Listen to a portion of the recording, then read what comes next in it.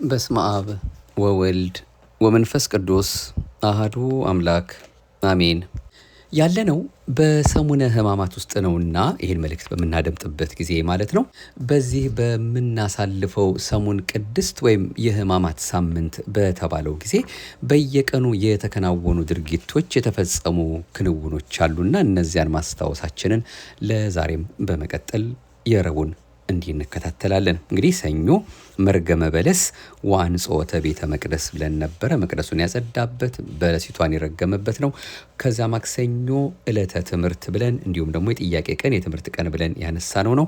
ለዛሬ ደግሞ ረቡዕ ዕለተ ምክር ዕለተ እፍረትና ወዕለተ እንብ ብለን የአይሁድም ምክራቸው የጸናበትም ቀን እንደሆነ የምንማርበትን ነው። አምላካችን በቸርነቱ በዛሬው በማህደረ ተዋህዶ እንደ ኦርቶዶክሳዊት ተዋህዶ ቤተክርስቲያናችን እምነት ስርዓትና ትውፊት እሱ እየረዳን የተለያዩ ምንጮችን እየጠቀስን የምናደርሳችሁን መንፈሳዊ የዩቱብ አገልግሎታችንን የምንከታተለው ይህችን ዕለት አሁንም እንድናያት የፈቀደልን የሁላችን አባት ቸሩ መድኃኔዓለም ክብርና ምስጋና ለገናና ስሙ ይሁንልን። ርርተ ሕሊና ርርተ ልቦና አማላጅቱም ልመናዋ ጸሎቷ እንደ አይነ ጥቅሻ የሚደርሰው ቃል ኪዳኗ አብሮን ስላለ ስሟ የከበረ የተመሰገነ ይሁን። ወደ ረቡዕ እንሂድ።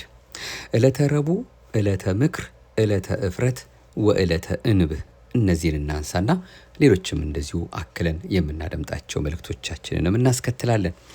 ጌታችን መድኃኒታችን ኢየሱስ ክርስቶስ በማክሰኞ ዕለት እንግዲህ ትምህርት ሰጥቷል፣ ረጅም ትምህርት አስተምሯል ብለናልና በማክሰኞ ዕለት ትምህርቱ ጸሐፍት ፈሪሳውያንን ዝም ስላሰኛቸው ሌሊቱን እርሱን ለመግደል ሲመክሩና ሲያሴሩ ቆይተው በዕለተ ረቡዕ ምክራቸውን በአንድ ሐሳብ ቋጭተዋል። የአይሁድ ሊቀ ካህናትና ጸሐፍት መድህን ክርስቶስን እንዴት መያዝ እንደሚገባቸው ምክር የጀመሩበት ቀን በመሆኑ የምክር ዕለት ይባላል። ይኸውም በማቴዎስ ወንጌል ምዕራፍ 26 ከቁጥር 1 እስከ 5 እንደተጻፈ የካህናት አለቆችና ጸሐፍት ፈሪሳውያን በሊቀ ካህናቱ በቀያፋ ግቢ ተሰባስበው ወልደ እግዚአብሔር ኢየሱስ ክርስቶስን ለመያዝ የመከሩበት ዕለት በመሆኑ እየተሰጠ ስያሜ ነው። ይህ ሳምንት የአይሁድ በዓለ ፋሲካ የሚከበርበት ነው። ብዙዎች የጌታችን ኢየሱስ ክርስቶስን የቃሉን ትምህርት ሰምተውና የእጁን ታምራት አይተው ይከተሉት ስለነበር በፋሲካ በዓላቸው በሕዝቡ ዘንድ ሁከት ሳይፈጠር በተንኮል ሊይዙ የሚችሉበትን መንገድ ሲመክሩ ቆይተው በዚህ ዕለት ረቡዕ የመጨረሻውን የሞት ፍርድ ፈርደውበታል። ይሁዳ ጌታውን መምህሩን አሳልፎ በመስጠት ገንዘብ ማግኘት ስለፈለገ በእርሱ ምክርና ተባባሪነት ከበዓላቸው አንድ ሳምንትም አስቀድመው ይዘውታል። እንግዲህ ይህች ዕለተ ረቡዕ አይሁድ በጌታችን ላይ በመስቀል ተሰቅሎ እንዲሞት ውሳኔ ያስተላለፉበት፣ የተማማሉበት እንዲሁም መሐላቸውን ስምምነታቸውን በጉባኤ ያጸደቁበት ቀን ነው።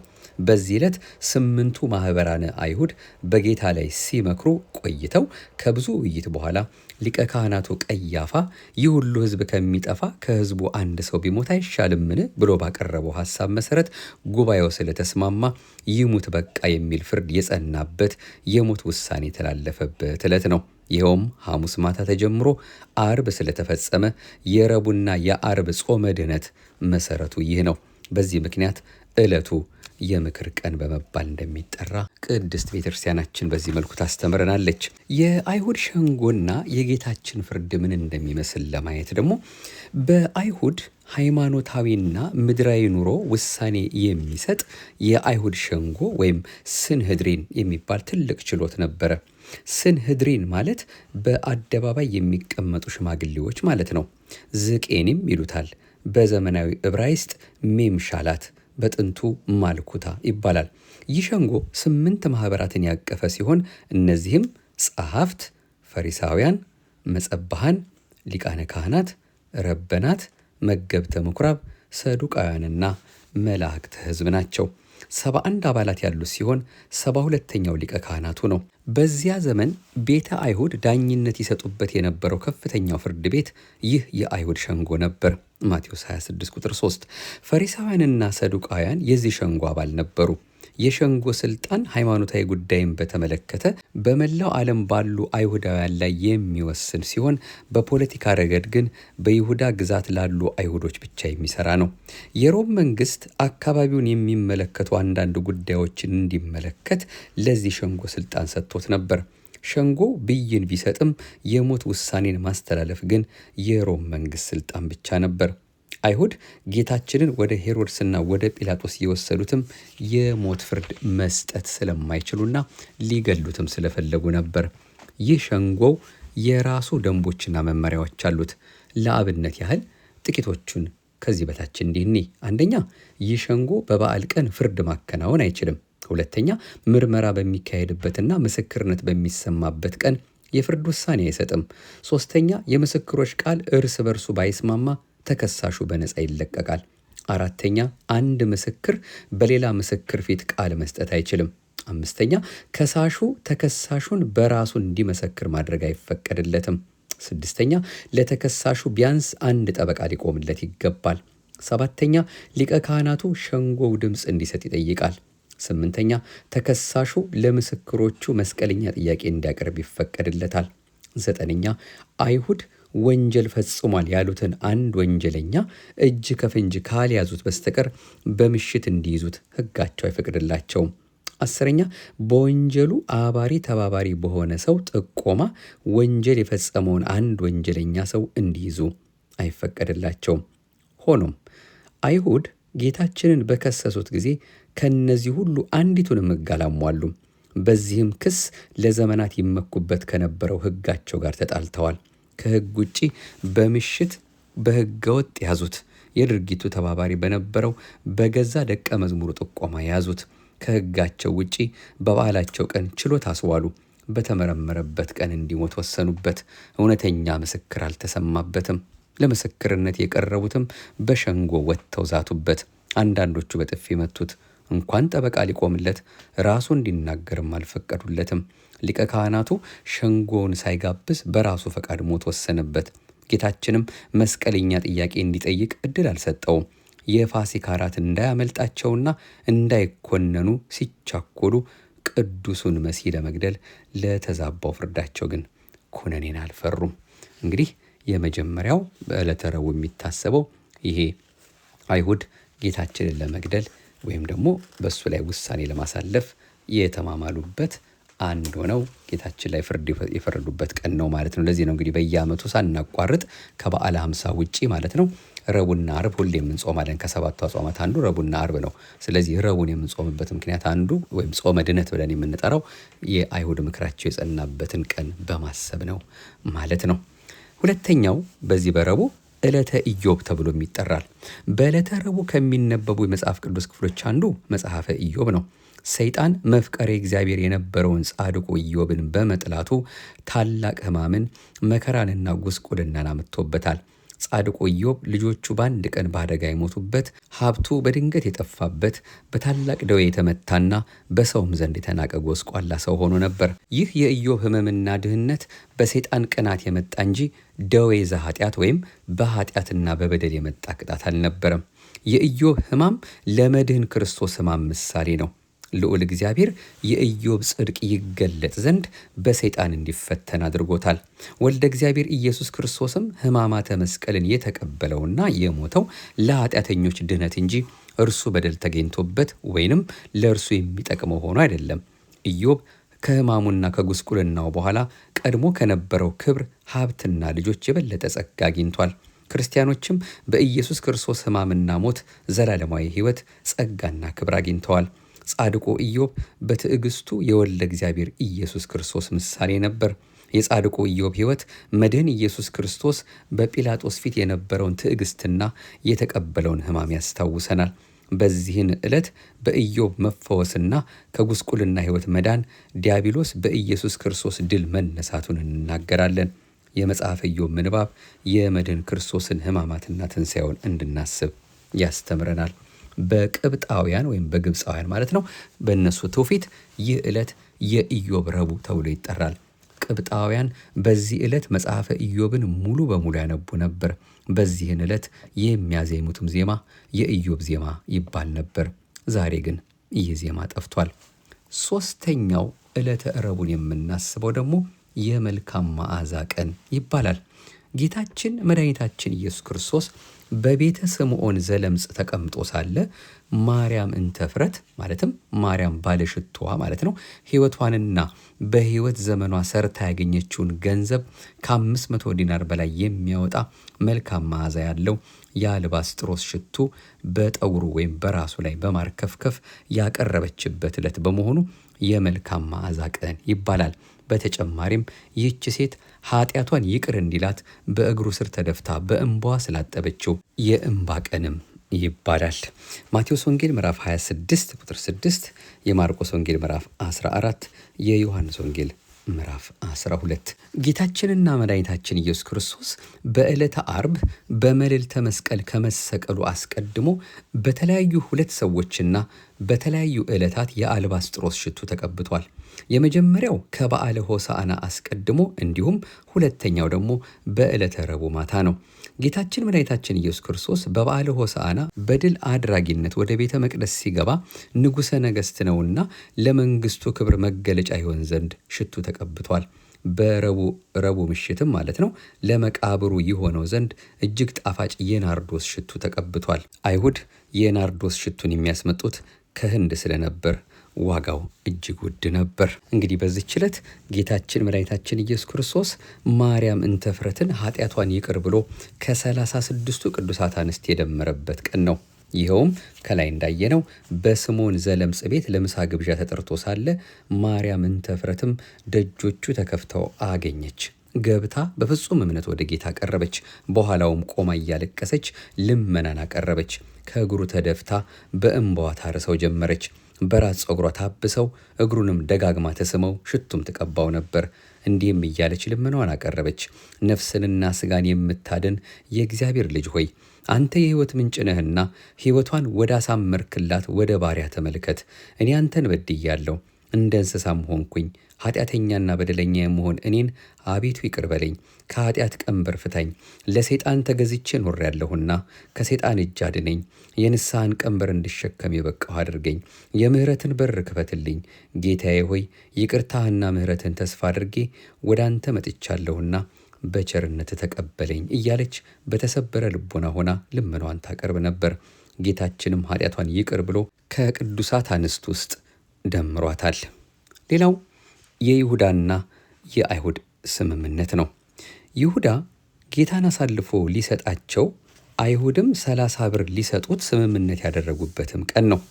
ይኸውም ጌታችን ያስተምር በነበረበት ወቅት የአስቆሮቱ ይሁዳ ከምዕመናን ለሚገባው ገንዘብ ሰብሳቢ ወይም አቃቤ ነዋይ ነበር። ከሚሰበሰበው ሙዳየ ምጽዋት ለግል ጥቅሙ እየቆረጠ የማስቀረት የእጅ አመል ነበረበት። ይሁዳ ፍቅረ ነዋይ እንደሚያጠቃው ድብቅ አመሉ ይበልጥ ጎልቶ የወጣው ጌታችን በለምጻሙ በስምዖን ቤት ሳለ ማርያም እንተፍረት ዋጋው እጅግ ውድ የሆነ ሽቶ በቀባቸው ጊዜ ነው።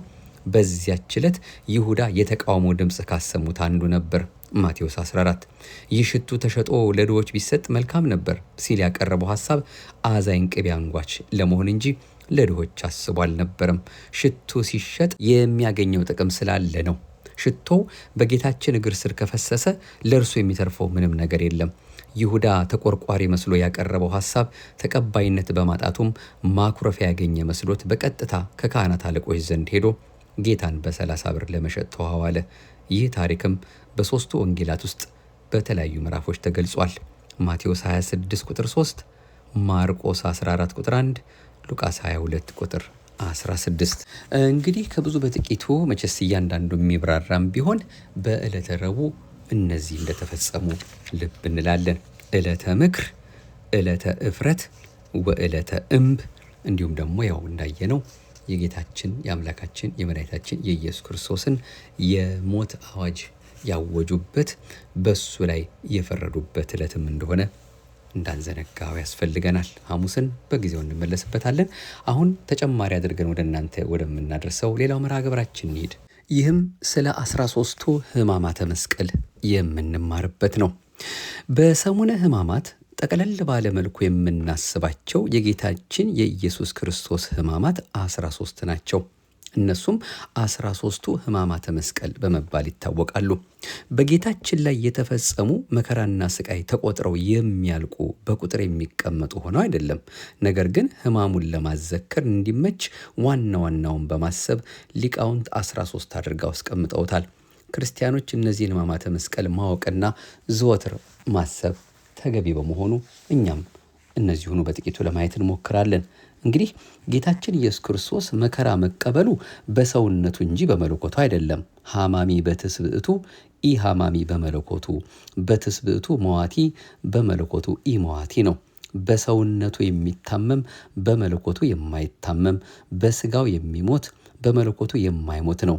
ሕማሙ ራስ ፍልጠት ሆድ ቁርጠት አይደለም፣ ስለኛ ብሎ የተቀበላቸው 13ቱ ሕማማተ መስቀል ናቸው እንጂ። ቅድስት ቤተ ክርስቲያናችን ስለ ክርስቶስ መከራ መስቀል እያሰበች ንጉሷና ጌታዋ የሆነውን አምላኳን ታከብረዋለች፣ ትገዛለታለች፣ ታመሰግነዋለች። የጌታችን ሕማሙ እጅግ ከባድ እንደነበር ስትናገርም በጸሎተ ቅዳሴዋ እንዲህ ስትል ትመሰክርለታለች። አዳምን የፈጠሩ እጆች በመስቀል ቀኖት ተቸነከሩ ወዮ፣ በገነት የተመላለሱ እግሮች በመስቀል ቀኖት ተቸነከሩ ወዮ። በአዳም ፊት የሕይወት እስትንፋስን እፍ ያለ አፍ ከሐሞት ጋር የተቀላቀለ መጻጻን ጠጣ ወዮ። የወልድን መከራውን የሚናገር ምን አፍ ነው? ምን ከንፈር ነው? ምን አንደበት ነው? የፍቅር ጌታ ሕማማት በተነገረ ጊዜ ልብ ይለያል፣ ሕሊናም ይመታል፣ ነፍስም ትንቀጠቀጣለች፣ ስጋም ይደክማል ይለናል ቅዳሴ ዮሐንስ አፈወርቅ። የጌታችን የኢየሱስ ክርስቶስ የሕማማቱ ነገር የሰው ልጅ ዳግም በቀራንዮ ታድሶ የተፈጠረበት የእግዚአብሔር የማዳኑ ጥበብ በመሆኑ የነቢያቱ ትንቢትና ምሳሌ፣ የሐዋርያቱ ስብከትና መልእክት፣ የሊቃውንቱ ትርጓሜና ትምህርት፣ የካህናቱ ቅዳሴና ጸሎት፣ የመዘምራኑ ማህሌትና ምስጋና የጌታችንን መከራ የሚያሳስብ ነው።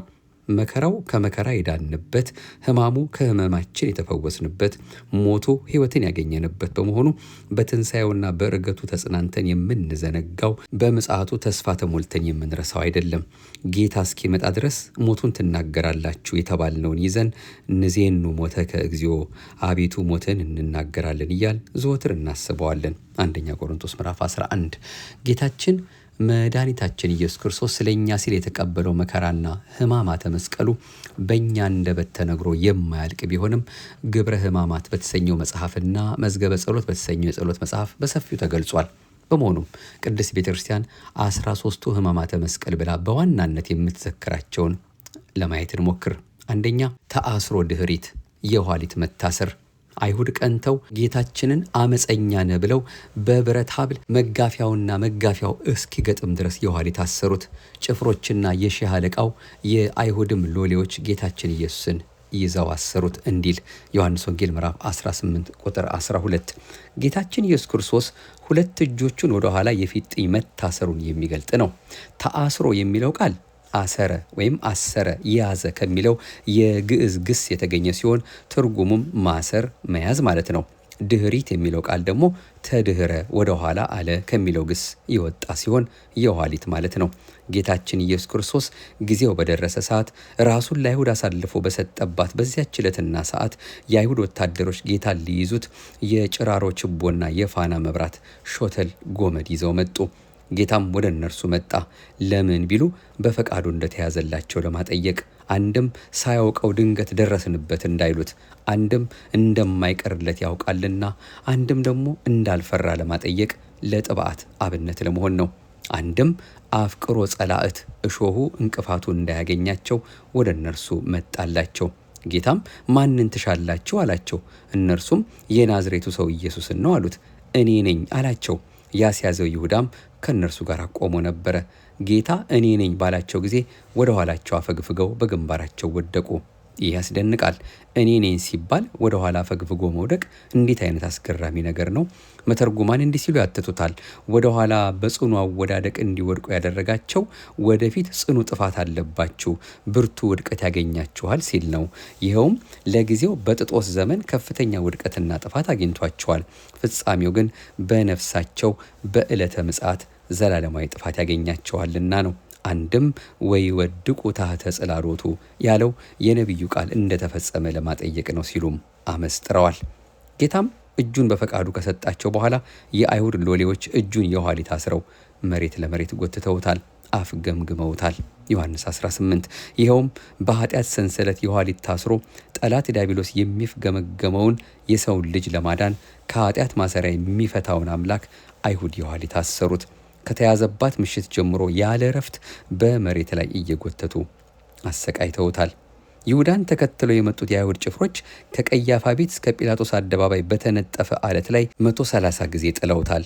ከጌቴ ሴማኒ እስከ ሐና ቤት ድረስ በምድር ላይ 65 ጊዜ ጥለውታል። የዘንባባ ገመድ በአንገቱ አስገብተው በመሬት ላይ 3 ጊዜ ጎትተውታል። መሬት ላይ አጋድመው 340 ጊዜ በእግራቸው ረግጠውታል። አፉን 30 ጊዜ በጡጫ መተውታል። ብርሃናዊ ፊቱን በቡጢ 25 ጊዜ መተውታል። ጭኖቹን 80 ጊዜ በዱላ መተውታል ይለናል ድርሳነ ማህየዊ። ሁለተኛው ተስህቦ በሐብል ነው፣ በገመድ መጎተት። በገመድ አንገቱን አንቀው ጎተቱት። በአፍንጫው ደም እስኪፈስ ድረስ 25 ጊዜ በጡጫ መቱት። ጌታችን ኢየሱስን ይዘውት የነበሩ ሰዎችም ይዘባበቱበትና ይደበድቡት ነበር። ሸፍነውም ፊቱን በጥፊ ይመቱት ነበር። ፊትን በጥፊ የመታ ማን ነው ንገረን እያሉ የሚጠይቁት ነበር። ሌላም ብዙ ነገር እየተሳደቡ በእርሱ ላይ ይናገሩ ነበር። ሉቃስ 22 አስረው ወስደውም ለገዢው ለጴንጤናዊ ጲላጦስ አሳልፈው ሰጡት። ማቴዎስ ምዕራፍ 27 ቁጥር 2። ሶስተኛ ተጸፍኦ መልታት። ተጸፍኦ ማለት ጸፍአ በጥፊ መታ ከሚለው የግዕዝ ግስ የወጣ ሲሆን መልታት ደግሞ ፊት፣ ጉንጭ ማለት ነው። አምላካችን ኢየሱስ ክርስቶስ በአይሁድ በረከሰ እጅ በጥፊ መመታቱን የሚገልጥ ነው። ጌታችን ለሊቀ ካህናት ቀያፋ እውነትን መናገር እንደ ስድብ ተቆጥሮበት መላልሰው ፊቱን በጥፊ መተውታል። ቅዱሳን መላእክት ፊትህን ማየት አይቻለንም ሲሉ ክንፋቸውን የጋረዱለት ማንም ሊቀርበው በማይችል ብርሃን ተሰውሮ የሚኖር ጌታ ብርሃናዊ ፊቱንም በጨርቅ ሸፍነው ክርስቶስ ሆይ በጥፊ የመታ ማን ነው? እስኪ ትንቢት ተናገርልን እያሉ ዘብተውበታል። በጠላት ዲያብሎስ እጅ ወድቆ በነፍሱ ይቀለድበትና ይንገላታ የነበረውን የሰውን ልጅ ለማዳን ብሎ በጠላቶቹ በአይሁድ እጅ ወድቆ ተጎሰመ፣ ተንገላታ፣ በጥፊ ተመታ። ማቴዎስ 27 ቁጥር 27 የአይሁድ ንጉሥ ሆይ ሰላም ላንተ ይሁን እያሉ እየተሳለቁበት በጥፊ መተውታል። ዮሐንስ 19 ቁጥር 2 እንግዲህ አስረው ወደ ሐና ቤት እንደወሰዱት እሱም ወደ ቀያፋ ቤት ውሰዱት አላቸው። ቀያፋም አንተ ነህ አምላክ ነኝ እያልክ የምታስተምር ቢለው አምላክነቱንስ አንተ ትናገራለህ አለው። አይሁድም ሊቀ ካህናቱን ለምን ትመልስለታለህ ብለው በእጃቸው ጸፉት። እጃቸውን ቢያማቸው ይህማ የጋራ በትር አይደለምን ብለው 120 ጊዜ በድንጋይ ፊቱን ጸፉት ይለናል የቅዱስ ቤተክርስቲያናችን ትምህርት። አራተኛ አክሊለ ሦክ።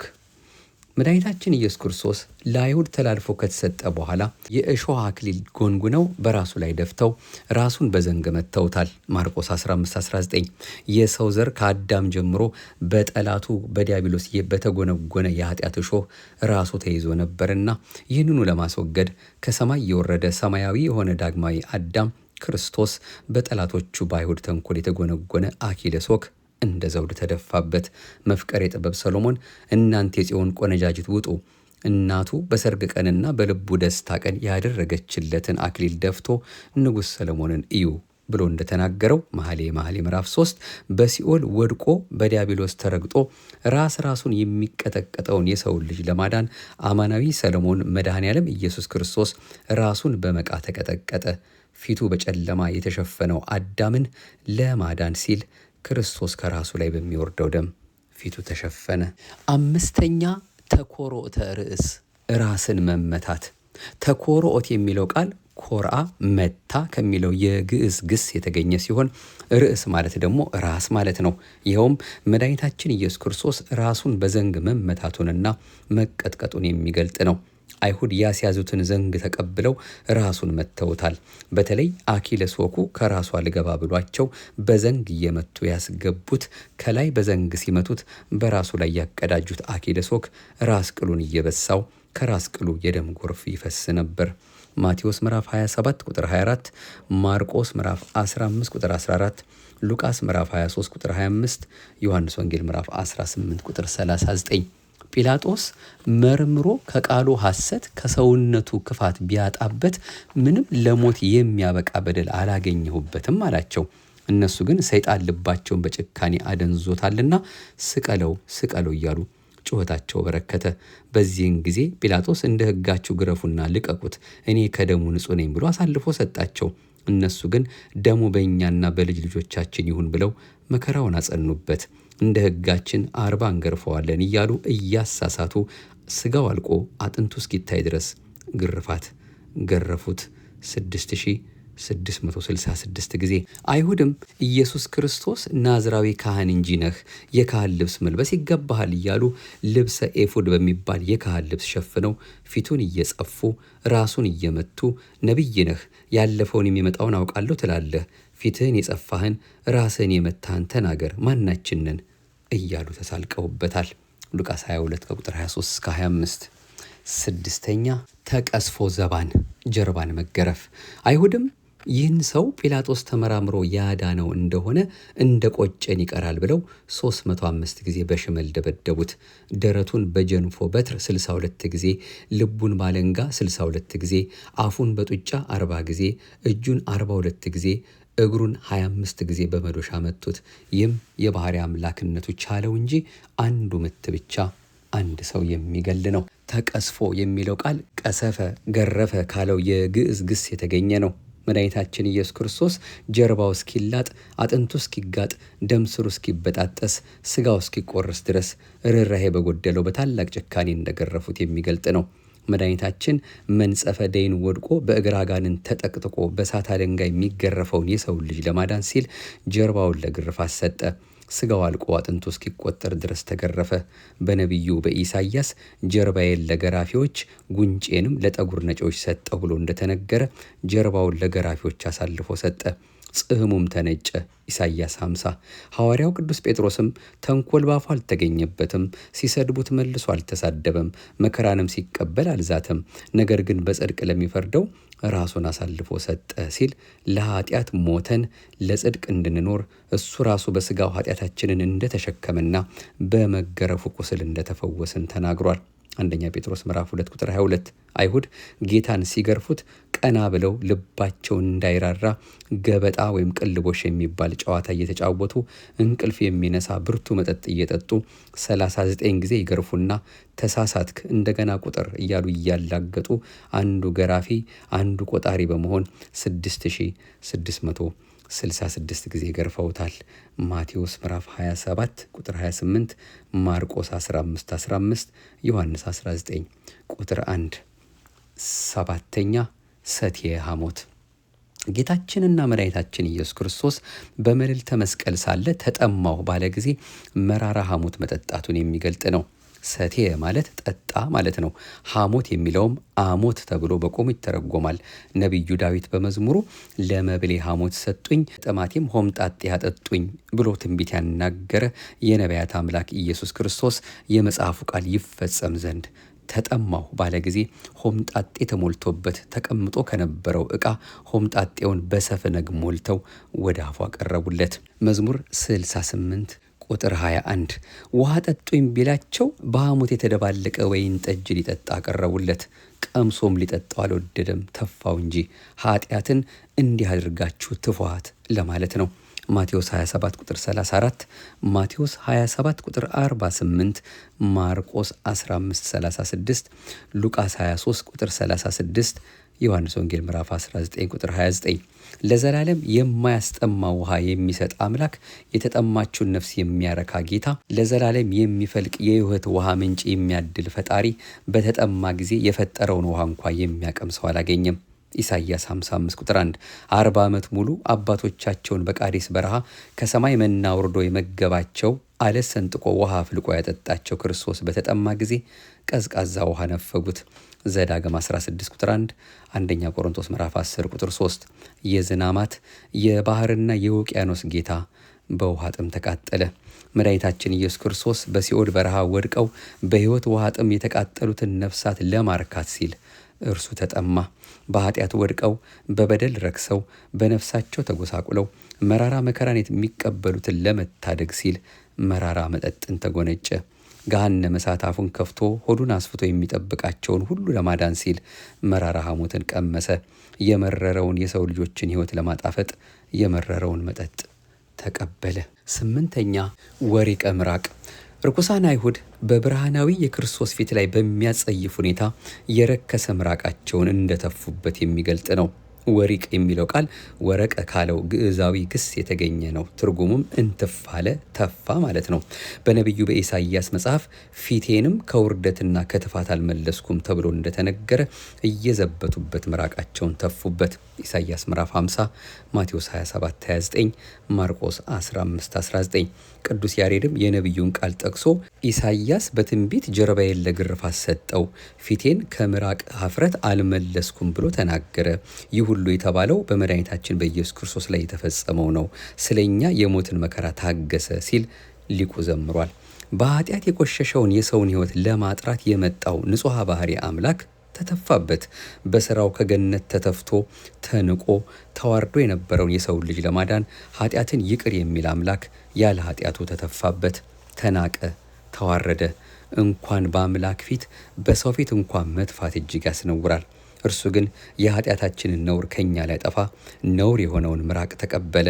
ቅዱሳን መላእክት ገጸ መለኮትን ማየት አይቻለንም ሲሉ ፊታቸውን በሁለት ክንፋቸው ጋርደው የሚያመሰግኑት ጌታ አይሁድ ምራቃቸውን ሲተፉበት ያሳየውን ትዕግስት ምን አንደበት ይገልጠዋል? ምራቅ ከሕማማቱ እንዳንዱ ሆኖ የተቆጠረው ምን ሕመም አለው የሚል ጥያቄ ይነሳ ይሆናል። ሆኖም ወሪቀ ምራቅ ከ12ቱ ሕማማቱ ሁሉ በላይ የከፋ ሕመም ነው። ሌላው ውጫዊ አካልን የሚጎዳ ነው። ይህ ግን ውስጣዊ ማንነትን የሚነካ ነው፣ ወይም ውሳጣዊ ማንነትን የሚነካ ነው። እኛ እንኳን እንደ አቅማችን ሰው በንቀት ላያችን ላይ ምራቁን ቢተፋብን ምን ያህል እንደሚሰማን ግልጥ ነው። ምራቁን ከሚተፋብኝ ቢደበድበኝ ይሻላል እንላለን። ክብር ሲነካ ከህመም በላይ ሁሉ ያማል።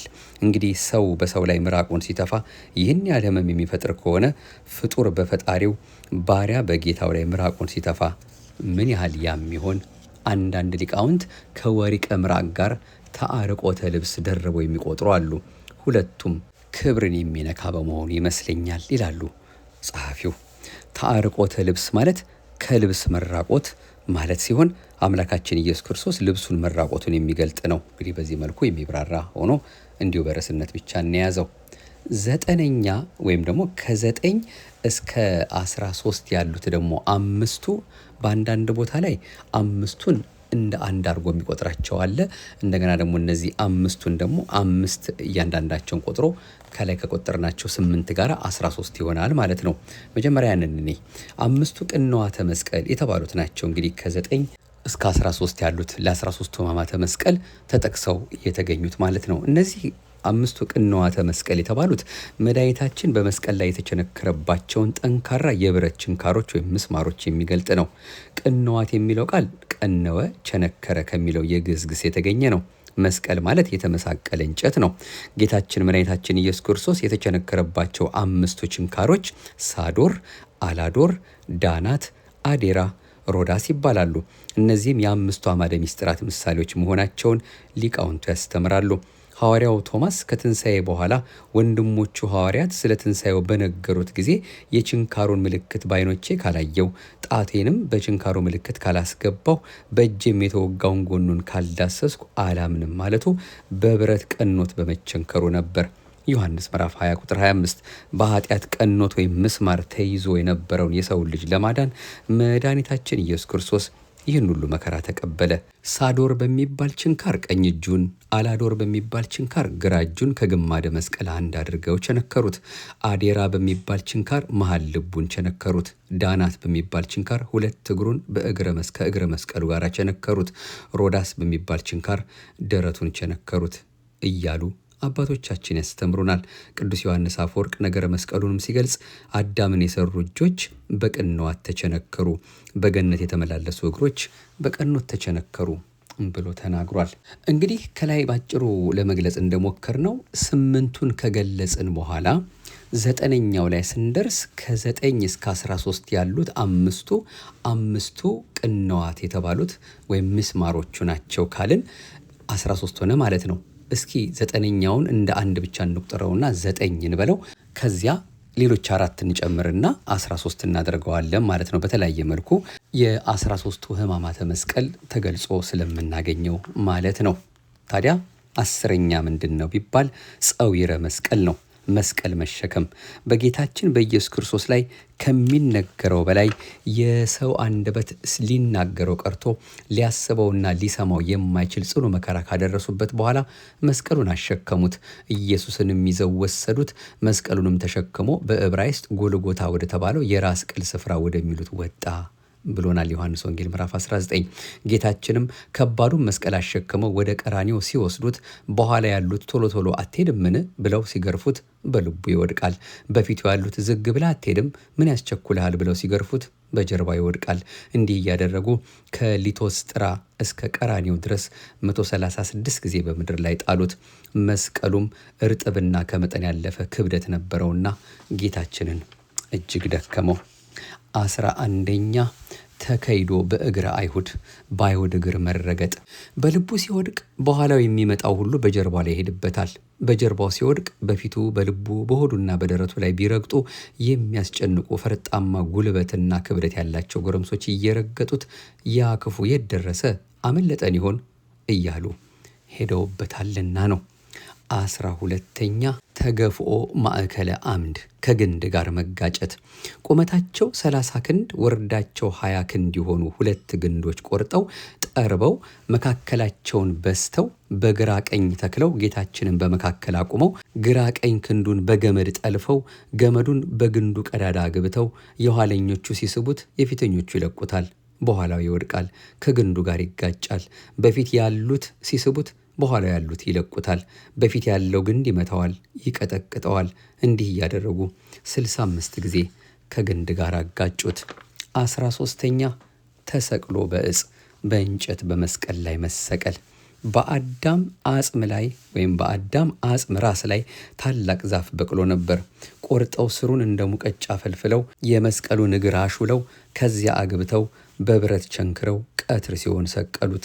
ከግርፋቱ ብዛት የተነሳ ስጋው አልቆ ነበርና የጎኑን አጥንት እየቆጠሩ ምራቃቸውን እየተፉ ተሳለቁበት። እንግዲህ 13 ያደረስነው በብዙ መልኩ የሚገለጥ ሆኖ ነው። እንደ መነሻ አድርገን ስንነሳ የጌታችን ሕማሙና መከራው እንደ ጎልተው የታዩት 13ቱ ታዩ እንጂ ወይም ወጡ እንጂ እጅግ በጣም ብዙ መከራ እንደተቀበለም ለሁላችንም ግልጽ ነውና እነዚህ ግን እንደ መነሻ እንዲሆኑ ለኛም ጌታችን የተቀበላቸውን እነዚህን 13ቱን ሕማማተ መስቀል ማሰብ እንደሚገባ በተለይ ደግሞ የአምላካችን የመድኃኒታችን የኢየሱስ ክርስቶስን ሕማም በምናስብበት በዚህ ሳምንት በልባችን ታትሞልን ለዘላለሙ ከኛ ጋር እንዲኖርና ውለታውን እንድናስብ የሚያሳስብ የሚያጠይቅ የሚያመላክት ነውና እንዳንዘነጋው ሁልጊዜም ይሄንን ከእያንዳንዳችን ልቦና እንዳይጠፋብን አምላካችን ደጅ እየጠናን ፍቅርህን ለማሰብ አብቃኝ እያልን ውለታውን በውለታ ፍቅሩን በፍቅር ለኛ ያደረገውን ነገር ሁልጊዜም በልባችን ይዘን መጓዝ እንዳለብን የሚያመላክተን ነው። በዚህ በ13ቱ ሕማማተ መስቀል የዛሬውን ጠቅለል ለማድረግ ማለት ነው እንግዲህ አምላካችን 18 ሰዓታት መከራ ተቀብሎባቸዋል። በተለይም ከሐሙስ ማታ ከምሽቱ 3 ሰዓት ጀምሮ ነፍሱን እስከሰጠባት እስከ አርብ 9 ሰዓት ድረስ ነው እንግዲህ 18 ሰዓታትን መከራ የተቀበለው። የአዳምና የሔዋን በስሜት ሕዋሳቶቻቸው መበደላቸውን እሱ አምላካችን ካሳ ሆኖ የከፈለበት ነው። አዳምና ሔዋን እንዴት ነው በስሜት ሕዋሳቶቻቸው የበደሉት ቢባል በዓይናቸው የተከለከሉትን ዛፍ ተመልክተዋል። በጆሮአቸው የእባብን ምክር ሰምተዋል። በእጃቸው ዕፀ በለስን ቆርጠዋል። በእግራቸው ወደ ዕፀ በለስ ሄደዋል። በአፋቸው ወይም በጉሮራቸው ዕፀ በለስን አስገብተዋል። ይህንን የሚያውቅ መድኃኔዓለም ካሳ ሲሆናቸው እሱም በዓይኑ ግርማ አይሁድን ተመልክቷል። በጆሮው የአይሁድን ስድብ ሰምቷል። በእጁ በምስማር ተመቷል። በእግሩ ተቸንክሯል። በአፉ መራራ ሐሞትን ቀምሷል። ይህ ሁሉ ነው እንግዲህ ሕማማት የምንለው። መድኃኔዓለም አሁንም የቸርነቱን ሥራ ይስራልን፣ የሰማነውንም በልባችን ጽላት ይጻፍልን፣ የደግነቱንም ሥራ ሰርቶ ዋጋ ለምናገኝበት ነገር እንዲያተጋን ከልባችን ከምር ሆነን በእውነት ክርስትናን እንድንኖራት ለእኛ ያደረገውን ፍቅርና ውለታ እንድናስብ ለአንዳችም ቅጽበት ይሄ ነገር ከሕይወታችን እንዳይጠፋብን የተጨነቅን፣ የታመምን፣ የተቸገርን በተለያየ ሕይወት ውስጥ እንዴት አድርጌ ከዚህ እወጣለሁ፣ ምን ይሻለኛል ብለን ግራ የገቡን ብዙ ነገሮች ይኖራሉ። ለእነዚህ ሁሉ መድኃኒት የመድኃኔዓለም የኢየሱስ ክርስቶስን ነገር ማሰብ ነው። እኛ የእሱን ነገር ስናስብ እሱ እኛ የሚያስጨንቀንን ነገር ያገልልናል፣ ያርቅልናል። ቢያመን የሚፈውሰን፣ ብንቸገር የሚረዳን፣ ብንራብ የሚያበላን፣ ብንጠማ የሚያጠጣን፣ ብንታረዝ የሚያለብሰን፣ በሚሆነውም በማይሆነውም ብንጨነቅ መጨነቂያውም ኃጢአት ነው አትጨነቁ ብሎ ራሱ አምላካችን ነግሮናልና በዚህ ሁሉ መከራችን ፈተናችን ሁሉ የሚደርስልን የማይጠፋው ዘወትር ከኛ ጋር የሆነው እሱ አምላካችን ነውና ይህ አምላካችን ይህ የታመነ ጌታ ይህ በመስቀል ላይ ፍቅሩን ለኛ የገለጸ የደግነት ባለቤት የድንግል ማርያም አንድያ ልጇ ቸሩ መድኃኔዓለም ከእያንዳንዳችን ሕይወት እንዳይጠፋብን ከምንም ነገር አብልጠን የእሱን ነገር የእሱን ፈቃድ መፈጸም አለብን። እሱን ማሰብ ሕማሙን ማሰብ መከራውን ማሰብ የኛ መከራ ይጠፋል፣ የኛ ችግር ይወገዳል፣ የኛ ጥያቄ ይመለሳል። እንዲሆንልን የምንፈልገው መልካም ነገር ሁሉ ሁልጊዜም ከሕይወታችን ሳይጠፋ ይኖርልናል። ዋናው አንተን እንዳውቅህ እርዳኝ፣ እስከ ዛሬ ድረስ የባከንኩትን ሕይወቴን ሁሉ አትመልከትብኝ፣ ከዚህ በኋላ እንኳን በልባምነት ሆኜ መስቀልህን እያሰብኩ እንደ ፈቃድህ እንደ ቃልህ እንድመላለስ እርዳኝ ማለት ብቻ ነው ከእኛ እሱ አምላካችን የሚጠብቀው። እነዚህን 13ቱን ሕማማተ መስቀል ነገም ደግሞ በቀጣዩ የምንመለከታቸውን 7ቱን የመስቀል ቃላት ሌሎቹንም የእሱን ሕማምና መከራን የሚያስታውሱ ነገሮችን እያሰቡ መኖር በምድራዊ ሕይወት በሚያሳስቡን በሚያስጨንቁን ነገሮች ላይ ሁሉ እርሱ አምላካችን እንደሚደርስልን ያውም ጥለነው ለምንሄደው ነገር እንዳንጨናነቅ ያደርገናል። አቤቱ እርዳታው ካንተ ዘንድ ይሆንለት በልቡም የላይኛውን መንገድ የሚያስብ ሰው ምስጉን ነው እንዳለ ልበ አምላክ ዳዊት መዝሙር 83 ላይ ዘወትር የአቅማችንን ያህል የመድኃኔዓለምን ነገር በየዕለቱ በየሰዓቱ ማሰብ መቻል አለብን። መቼም አምላካችን ከኛ ፍጹምነትን አይጠብቅም፣ ግን እንደ አቅማችን ግን እሱ እንደወደደ እንደፈቀደ እንደሚያኖረን ግን ካመን የምናደርገው ነገር ሁሉ በሱ ቸርነት ብቻ እየተደረገ እንደሆነ የምንረዳ ከሆነ በእውነት የሚያሳስበንን ነገር ለሱ ስንነግር እሱ አምላካችን ፈጥኖ ይደርስልናል፣ ፍቅሩን ያበዛልናል። ከምንም ነገር በላይ ወደ ማዕዱ መቅረብ፣ ወደ ንስሐ አድርሰኝ ማለት፣ ጭንቀቴን እባክህ አንተ ታውቃለህ፣ ድካሜን አንተ ታውቃለህ፣ በዚህ በጾም እንኳ ስንት ነገር አድርጋለሁ ብዬ አስቤ ነበረ፣ ሳይሆንልኝ ይኸው ጾሙ ሊያልቅ ነው፣ እባክህ ከዚህ በኋላ እንኳን የበለጠ የምተጋበት አንተን የማውቅበት በሃይማኖት ጸንቼ በምግባር ቀንቼ ጸሎት እያደረስኩ አንተ በቸርነትና በምሕረት ለኔ ልትሰጠኝ ያሰብከውን ነገር ሁሉ እንዳገኝ ዓይኔን ከመስቀልህ ልቦናዬን ከቃልህ አንደበቴን በጊዜውም ያለ ጊዜውም ከጾም ከጸሎት ከምስጋና አታርቅብኝ እያልን ነው እንግዲህ ተግተን አምላካችንን ከትላንት ዛሬ በተሻለ መልኩ መማጸን ያለብን። ይህን ሁሉ መነጋገራችን ከሱ ከአምላካችን ጋር እንድንገናኝ ነው። ሌላ ምንም ዓላማ የለውም።